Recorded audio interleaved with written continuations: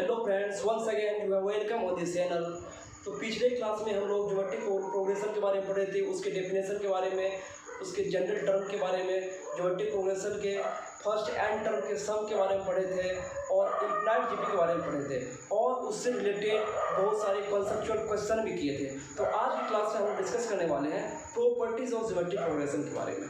तो देखिए क्या होती है properties of geometric progression.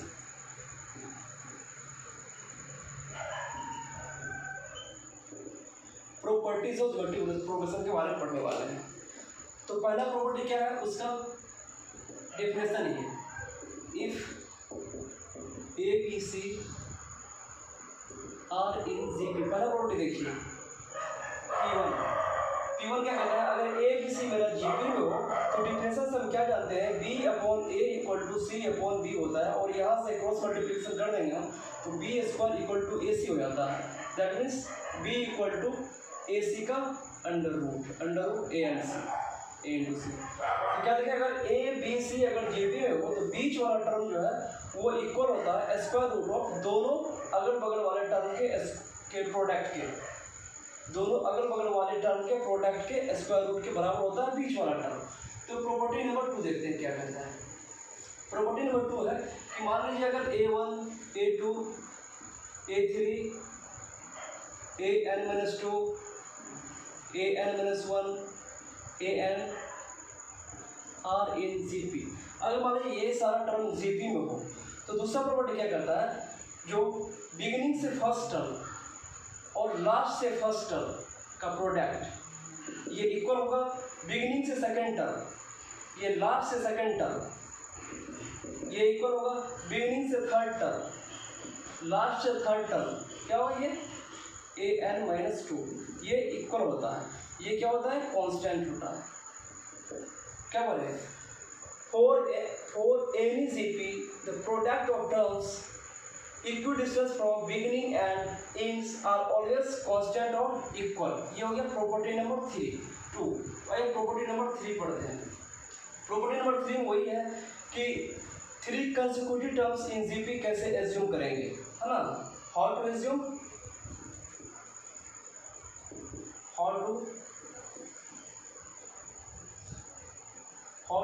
how to assume first one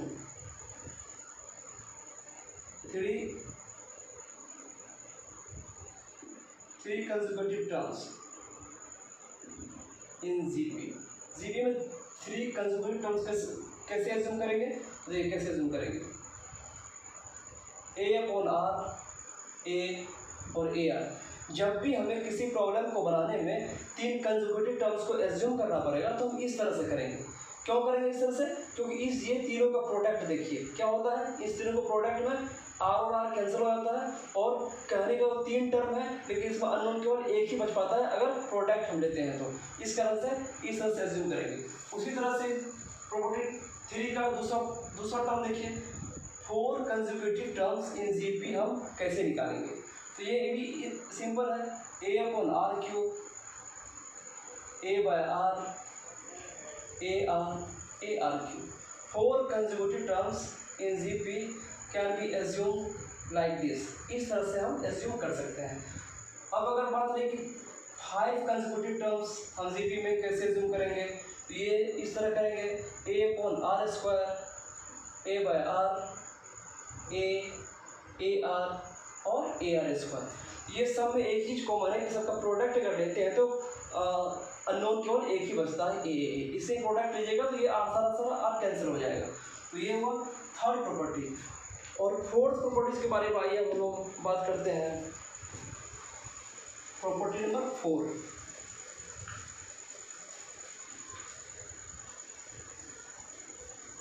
property number 4 क्या कहता है, ये जरा गौर से देखिए। प्रॉपर्टी नंबर 4 P4, इफ अगर मान लीजिए A1 A2 A3 AN-1 AN दिया है R in GP and K एक कोई कांस्टेंट है जो कि है नॉन जीरो नंबर मेरा।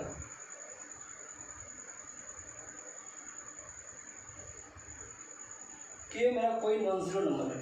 तो तो कहते हैं अगर कोई जीपी हो, कोई जीपी का सीक्वेंस हो और के कोई नॉन जीरो नंबर हो, है ना, के कोई नॉन जीरो नंबर हो, तो अगर इस के से हम इस जीपी के प्रत्येक टर्म को, ईच टर्म्स को मल्टीप्लाई करेंगे तो भी रिजल्टिंग जीपी मेरा जीपी में ही रहेगा। अगर इस केस से डिवाइड करेंगे तो भी रिजल्टिंग सीक्वेंस मेरा जीपी में रहेगा। यदि अगर इस के को हम पावर में दे दें, इस सब के पावर में दे दें तो भी मेरा सीक्वेंस जीपी में रहेगा। इफ मतलब sequence A1 A2 A3 AN are in GP, then अगर हम मल्टीप्लाई करते हैं, मल्टीप्लाई बाय के, जब मल्टीप्लाई बाय के करेंगे तो क्या हो जाएगा, के A1 के A2 के A3 के AN-1 और के AN, ये भी क्या होगा, आर इन जीपी, ये भी सीक्वेंस बना जीपी में होगा। जब के से मल्टीप्लाई करेंगे और जो सीक्वेंस आएगा वो सीक्वेंस ही बना जीपी में रहेगा।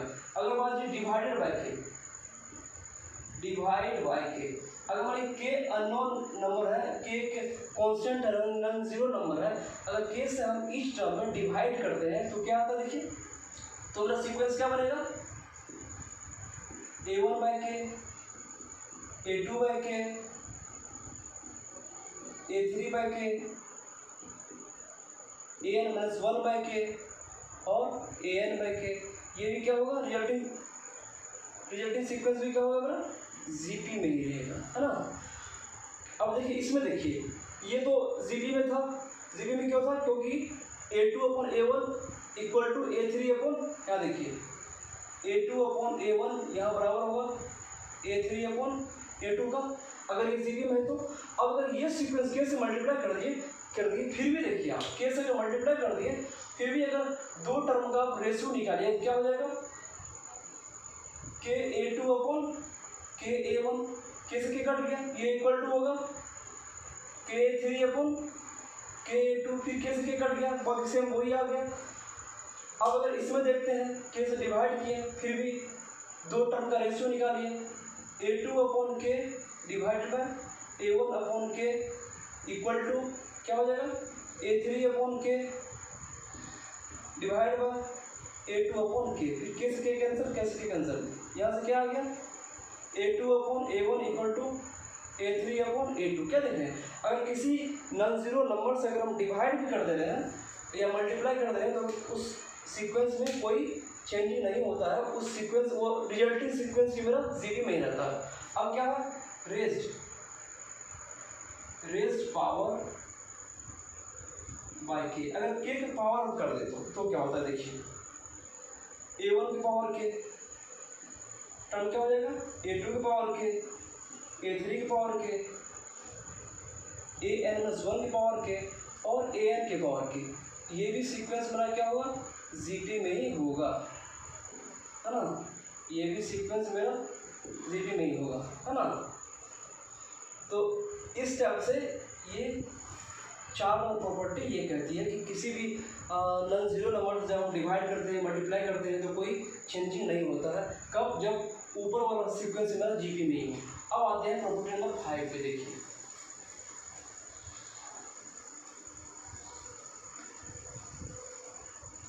प्रॉपर्टी नंबर 5 क्या कहता है, प्रॉपर्टी नंबर 5 कह रहा है कि अगर मान लीजिए कोई सीक्वेंस, ये सीक्वेंस मान लीजिए मेरा एपी में हो, क्या हो, अगर मान लीजिए A1 A2 A3 AN ये जो है ना एपी में है, अब जीपी में नहीं है, ये एपी में है ना, और के कोई नॉन जीरो नंबर है, तो क्या हो जाएगा,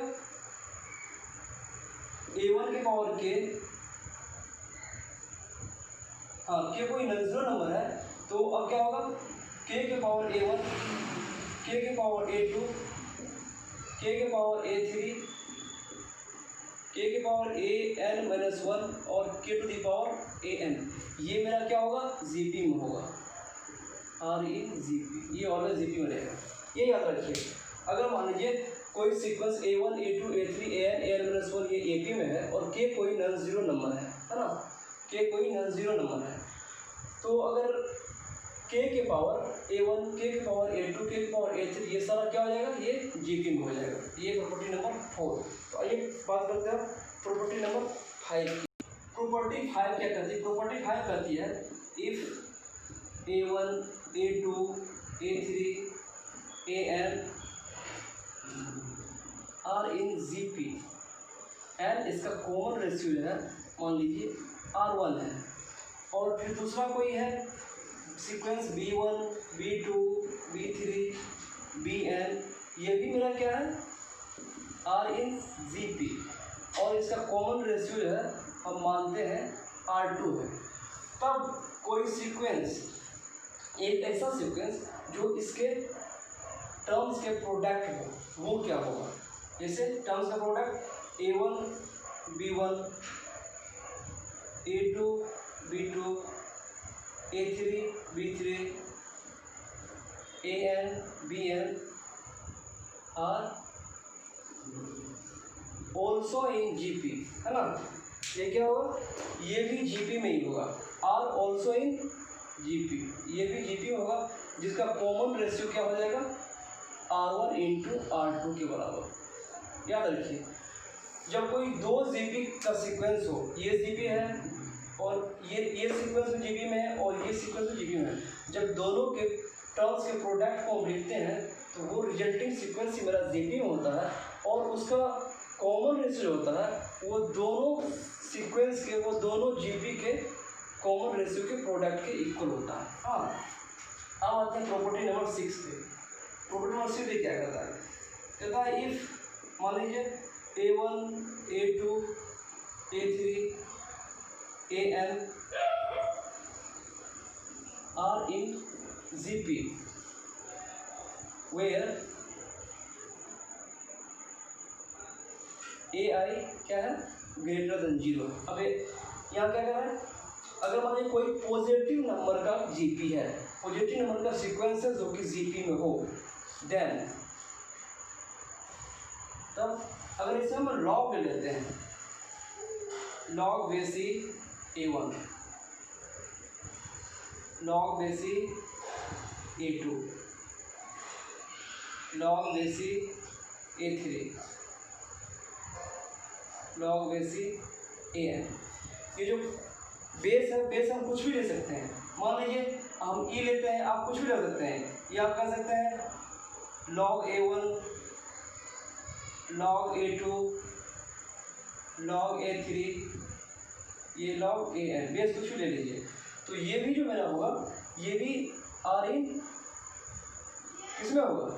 अब GP में नहीं होगा, अब ये AP में होगा। 5 और क्या पढ़े थे? अगर कोई सीक्वेंस AP में है तो अगर कांस्टेंट की पावर, किसी नॉन जीरो के पावर में अगर उस AP के टर्म्स को हम लिख दें तो वो सब GP में हो जाता है, वो रिजल्टिंग सीक्वेंस पूरा GP में हो जाता है। लेकिन ये अब P5 पढ़ रहे हैं क्या, P6 क्या पढ़ रहे हैं कि अगर ये मान लीजिए GP में है और सारा टर्म इसका पॉजिटिव है, तो अगर हम लॉग लेते हैं सारे टर्म में तो वो क्या हो जाता है AP में हो जाता है। ध्यान रखने की बात है कि सारा टर्म पॉजिटिव हो, क्योंकि हम जानते हैं कि लॉग डिफाइंड होता है केवल पॉजिटिव नंबर में, है ना? लॉग के अंदर में हमेशा पॉजिटिव नंबर ही होता है, तब वो डिफाइंड होता है। अगर ये पॉजिटिव नंबर नहीं रहेगा तो ये अनडिफाइंड हो जाएगा। तो चलिए इसी का हम प्रूफ जानते हैं। हाँ, इसी का हम प्रूफ जानते हैं।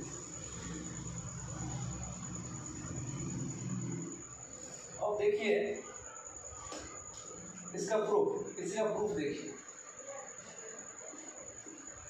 इफ मान लीजिए ABC आर इन किसमें है? GP में। हाँ, ABC क्या है? GP में है। तो यहाँ बोलते हैं ABC मेरा तीनों का तीनों जो है वो नंबर वो ग्रेटर देन 0 है। GP में तो यहाँ क्या लिख सकते हैं? B² = A इंटू C, दोनों साइड लॉग ले लीजिए। हाँ, टेकिंग लॉग बोथ साइड क्या हो जाएगा? Log B² = log A into C लिख सकते हैं। अब देखिए यहाँ पे 2 इंटू लॉग B लिख सकते हैं। ये 2 को ये बाहर ला सकते हैं लॉग की प्रॉपर्टी के अनुसार। 2 into log B equal to log A plus log C.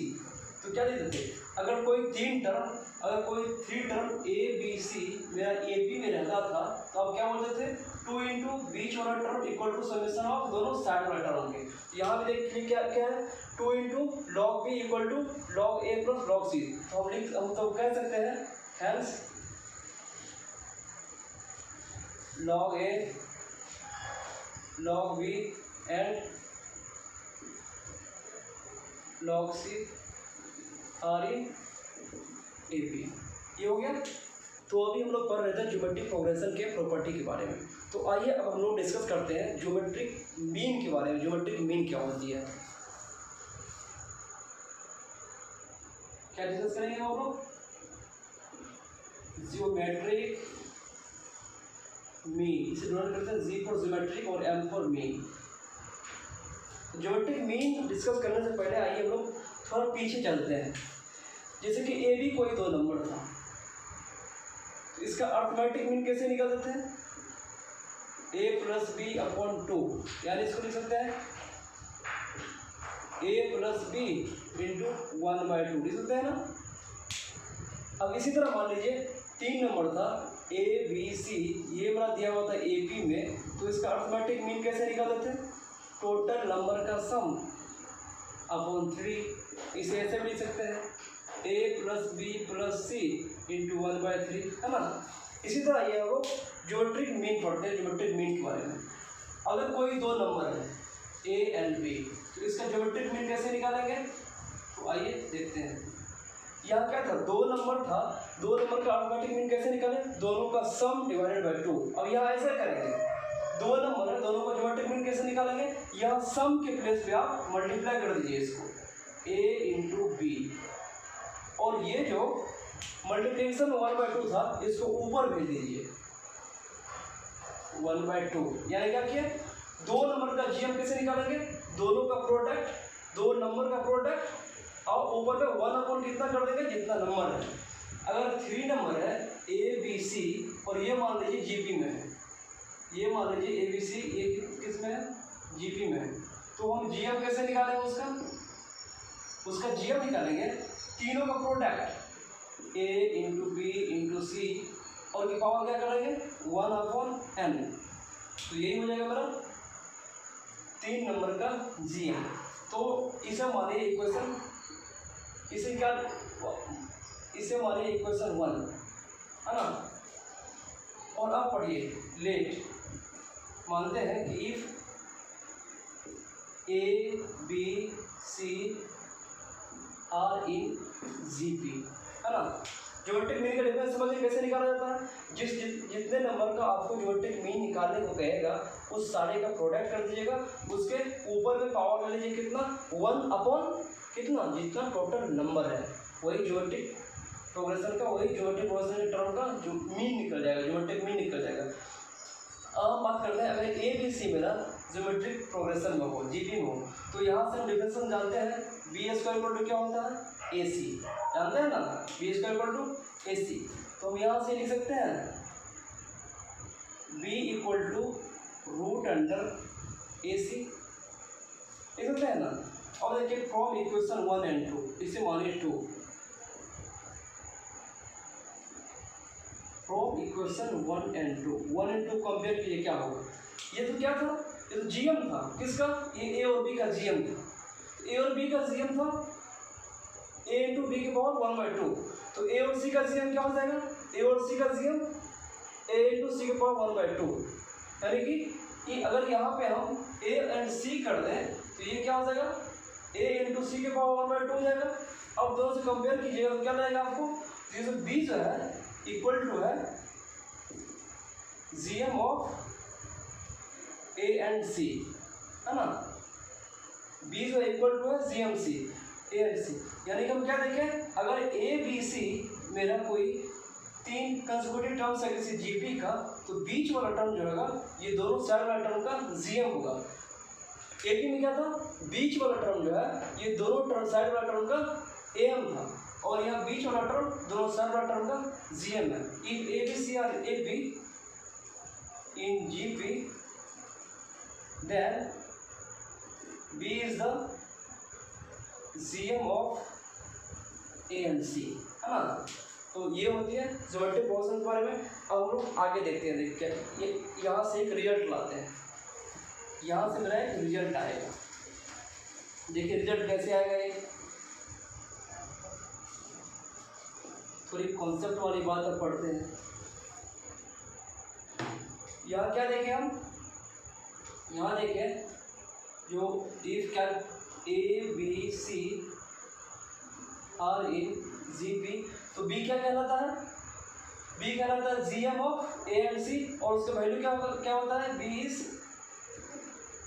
GM of A and C, और उसकी वैल्यू क्या होती है, B equal to √A into C। अब यहाँ से केस लेते हैं, है ना। केस फर्स्ट देखिए, केस फर्स्ट मानते हैं कि अगर मान लीजिए A and C दोनों पॉजिटिव हो, याद रखिएगा इसको, if A and C are positive then B equal to क्या हो जाएगा, पॉजिटिव √A इंटू C, याद रखिएगा। Case 2, if A and C are negative, अगर मान लीजिए A और C मेरा क्या हो, नेगेटिव हो, उस कंडीशन में B इक्वल टू मीन क्या हो जाएगा इसका, नेगेटिव √A and C, है ना। अब केस 3 पढ़ते हैं। If A and C have different sign, अगर मान लीजिए A और B का डिफरेंट साइन हो, यानी कि A जब पॉजिटिव हो तो C नेगेटिव हो, और जब A नेगेटिव हो तो C क्या हो, पॉजिटिव हो, उस कंडीशन में क्या होगा, B not defined. B not defined होगा, क्यों नॉट डिफाइंड होगा, क्योंकि दोनों को जब प्रोडक्ट लीजिएगा तो अंदर में आ जाएगा, अंदर में रूट के अंदर में नेगेटिव, जो कि रूट के अंदर में नेगेटिव अनडिफाइंड होता है। जैसे लॉग के अंदर में नेगेटिव अनडिफाइंड होता है, उसी तरह रूट के अंदर में भी अनडिफाइंड होता है। तो रूट ऑलवेज डिफाइंड होता है, या स्क्वायर रूट डिफाइंड होता है ऑलवेज पॉजिटिव नंबर, किसी केस में डिफाइंड होता है ना। तो ये थी कोई सी प्रॉपर्टी। तो अब आगे डिस्कस करते हैं। देखिए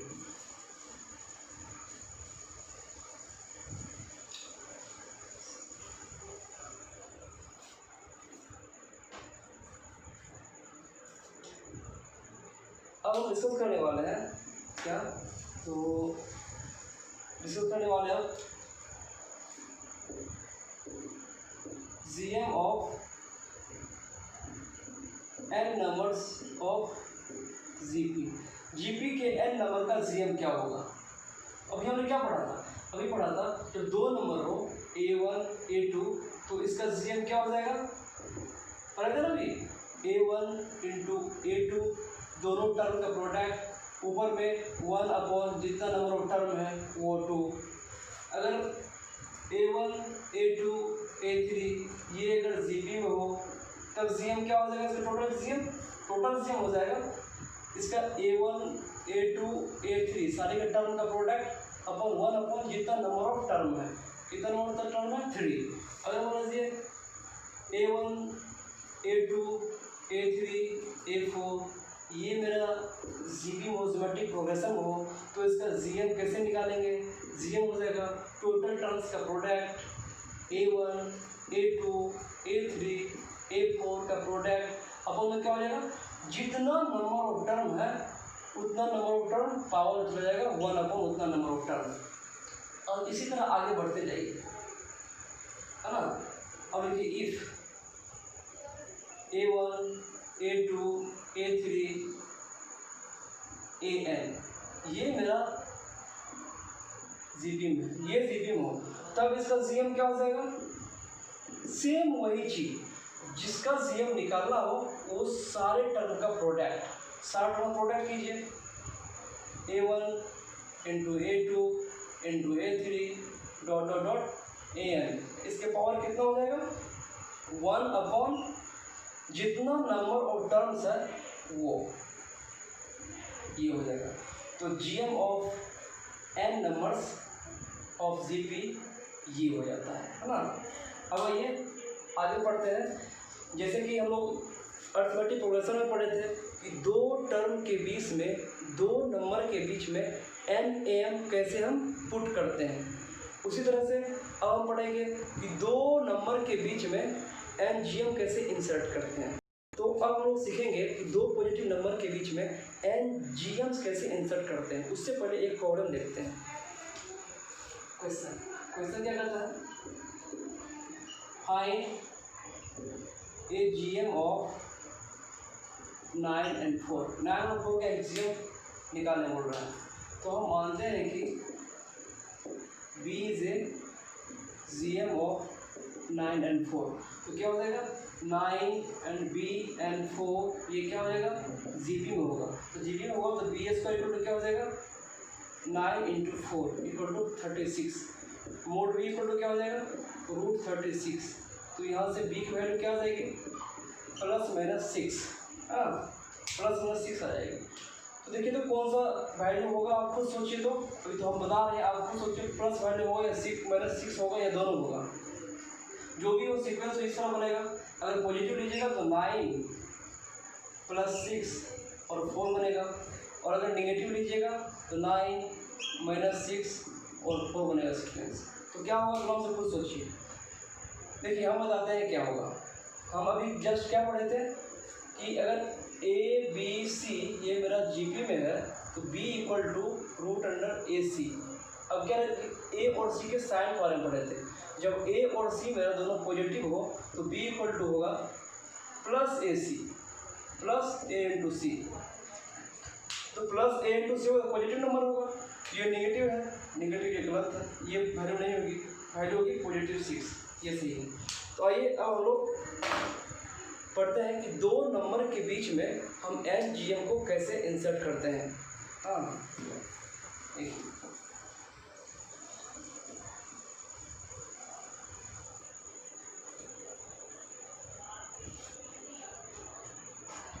क्या बनेगा क्वेश्चन, क्वेश्चन होगा कि देखिए how to insert N G M between A and B. A और बी के बीच में कैसे एन जी एम आप इंसर्ट करेंगे। तो अब एज्यूम क्या करते हैं, देखिए let Z1 Z2 Z3 Z4 Zn are N G Ms between A and B. हम मान लेते हैं कि G1 से लेकर Gn तक एन जी एम है जो ए एंड बी के बीच में लाई करता है। देन तो क्या हो जाएगा, ए Z1 Z2 Z3 Zn और B क्या हो जाएगा, आर इन Gp। तो ये Gp हो जाएगा। जब Gp में हो तो इसका कुछ ना कुछ तो कॉमन रेशियो भी होगा। तो मान लेते हैं कि इस Gp का कॉमन रेशियो जो है वो R है। हाँ, मान लेते हैं कॉमन रेशियो R है। तो यहाँ से फर्स्ट टर्म क्या है, A। फर्स्ट टर्म क्या है, A। तो अब जब फर्स्ट टर्म A है और कॉमन रेशियो R है तो बताइए G1 क्या हो जाएगा, G1 हो जाएगा A × R। Z2 क्या हो जाएगा, Z2 हो जाएगा, फिर इसमें G1 में R से मल्टीप्लाई कीजिए, R²। Z3 क्या हो जाएगा, A × R³। अरे ये क्या देख रही है, ये भी ऑर्डर में जा रहा है कि जितना नंबर का जी हम ले रहे हैं उतना ही पावर आ रहा है R पे, जितना नंबर का जी ले रहे हैं उतना ही पावर आ रहा है R पे। ये आगे बढ़ते जाइए तो Gn क्या हो जाएगा, Gn हो जाएगा A × R⁴ n। Gn हो जाएगा। तो अब देखिए B निकालते हैं, B क्या हो जाएगा। अब खुद सोचिए B कितना नंबर का टर्म है, कौन सा टर्म है B। देखिए A है मेरा पहला टर्म T1, G है इस Gp का दूसरा टर्म, G2 है तीसरा टर्म, G3 है चौथा टर्म और Gn है n प्लेस का टर्म। तो नहीं, Gn है n + 1 प्लेस का टर्म। देखिए अगर यहाँ 1 है तो टर्म 2 है, यहाँ 2 है तो टर्म 3 है, यहाँ जब 3 है तो टर्म 4 है, यहाँ n है तो टर्म n+1 है। तो b कौन सा टर्म हो जाएगा? b हो जाएगा tn+2 टर्म, है ना। तो जब b इक्वल टू क्या हो जाएगा देखिए, अब जब ये n+2 प्लेस का टर्म है तो b क्या पढ़े हैं? tn क्या पढ़े हैं? a into r to the power n-1, ये gp का जनरल टर्म लोग पढ़े थे, उसी से निकालिए। b क्या है? tn+2 वाला टर्म है, ये क्या हो जाएगा? पहला टर्म क्या है यहाँ पे? a है, कॉमन रेशियो r माने हैं, और ऊपर में क्या हो जाएगा? n-1, यहाँ क्या है? n+2 है, यहाँ क्या करेंगे? n+2-1, तो ये क्या हो जाएगा देखिए, b इक्वल टू आ गया a into r to the power n+1। यहाँ से हम क्या लिख सकते हैं? r to the power n+1 equal to क्या लिख सकते हैं? b/a। इसी तरह हम r का वैल्यू क्या लिख सकते हैं? b/a के पावर 1/n+1, ये याद रखिए। जब दो टर्म के बीच में हम NGM इंसर्ट करते हैं तो वो जो GP बनता है, उस GP का कॉमन रेशियो क्या होता है? वो दोनों टर्म का रेशियो b/a, उस दोनों टर्म का रेशियो के पावर क्या देते हैं? जितना नंबर ऑफ GM इंसर्ट करना है 1 बाय उतना +1, है ना। जितना नंबर ऑफ GM हमको इंसर्ट करना है a और b के बीच में, b/a के पावर क्या करते हैं? 1 बाय उतना नंबर +1 कर देते हैं। ये है common ratio of that series in which we arrange NGMs between two numbers a and b.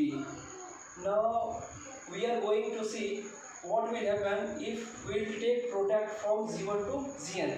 अब हम लोग देखने वाले हैं कि क्या होगा जब G1 और से लेके Gn तक के प्रोडक्ट को हम निकालते हैं, तो क्या होगा देखिए यहाँ पे। अब यही सब देखिए आप, ये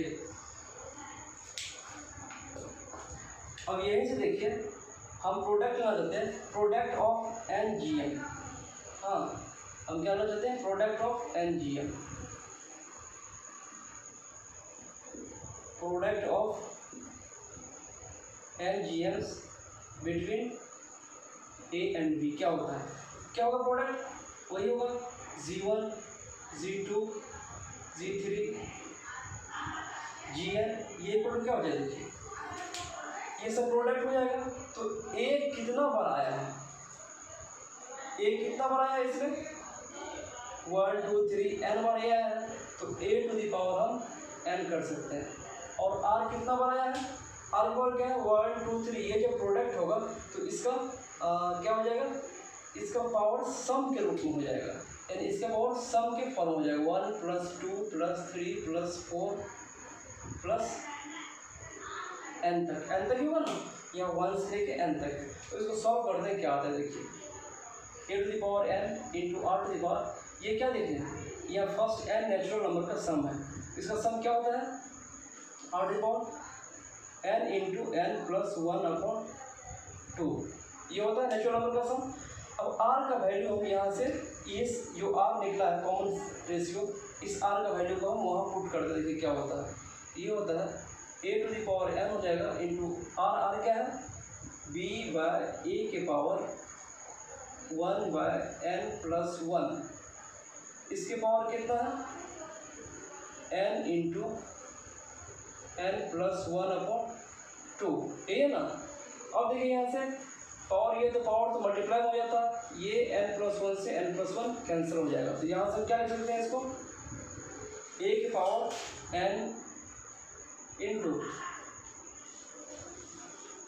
b/a के पावर n/2। हाँ, तो ये क्या होगा देख लीजिए, a के पावर n इंटू b के पावर n/2, a के पावर n/2 लिख सकते हैं। अब क्या होगा, ये n/2 a के पावर के माइनस हो जाएगा, सब्ट्रैक्ट हो जाएगा, तो क्या हो जाएगा? a के पावर n/2 इंटू b के पावर n/2, ये क्या हो जाएगा? a इंटू b के पावर n/2। तो product of N G Ms निकालना था हमको, तो निकाल लिए। देखिए प्रोडक्ट ऑफ जी एम, अब इसी को हम डिनोट करते हैं पाई से। जैसे समेशन को डिनोट करते हैं हम सिग्मा से, उसी को प्रोडक्ट को हम डिनोट करते हैं किससे? प्रोडक्ट को डिनोट करते हैं हम पाई से। तो पाई किसका? ये पाई किसका? ये प्रोडक्ट होगा G1 से लेकर के Gn तक का। क्या होगा? G1 से लेकर Gn तक का प्रोडक्ट, इसलिए यहाँ पे हम Gi लिख देंगे। और I कहाँ से कहाँ वेरी कर रहा है? I वेरी कर रहा है 1 से लेके n तक, इसको ऐसे लिखते हैं। तो देखिए ये कितना है? Root under sorry AB power n/2, इसको क्या लिख सकते हैं? Product of Gi vary from 1 to n, ये क्या हो गया? ये हो गया आपको रूट अंडर AB के पावर n, ये हो गया ना। इसको ऐसे लिख सकते हैं, इसको ऐसे लिख सकते हैं। यानी क्या देखें, प्रोडक्ट ऑफ n जेम्स क्या हो जाएगा? ये pi Gi n equal to I equal to 1 से n तक, ये क्या हो गया? ये हो गया आपको single GM between A and B के पावर n, हो गया ना, ये लिख सकते हैं। तो बस यही हुआ आपको, क्या यही हुआ NGM कैसे इंसर्ट करते हैं, और to insert NGM between A and B। अब बता दिए कैसे इंसर्ट करना है, G1 G2 Gn मानना है, और ये सब GP में है। GP में तो उसका पहला टर्म A है, और कॉमन रेशियो को R पुट किए, R लेट किए, एज्यूम किए, और ये बाद में हम कैलकुलेशन करके R का वैल्यू फाइंड आउट कर लिए। B/out देखो 1/n+1 होता है, उसका क्या किए? प्रोडक्ट ऑफ NGM निकाले। प्रोडक्ट ऑफ NGM के लिए क्या किए? सब टर्म को प्रोडक्ट कर दिए, और ये आ गया इस फॉर्म में। और ये इक्वेशन को आप याद रखिएगा, और इसे भी याद रखिएगा। हाँ, और उसके बाद ये क्या आ गया? ये आ गया product of NGM between A and B equal होता है A और B के बीच का सिंगल GM। A और B का सिंगल GM क्या होगा? रूट AB होगा, और रूट AB पावर क्या हो गया? n। जितना नंबर ऑफ GM का प्रोडक्ट होगा उतना टोटल नंबर हो जाएगा ऊपर में। तो ये हो गई GM के बारे में हम लोग इतना पढ़े। तो अब अगले क्लास में हम लोग क्वेश्चन डिस्कस करेंगे प्रॉपर्टीज ऑफ ज्योमेट्रिक प्रोग्रेशन के बारे में और GM के बारे में। तो अगले क्लास में फिर हम लोग मिलते हैं।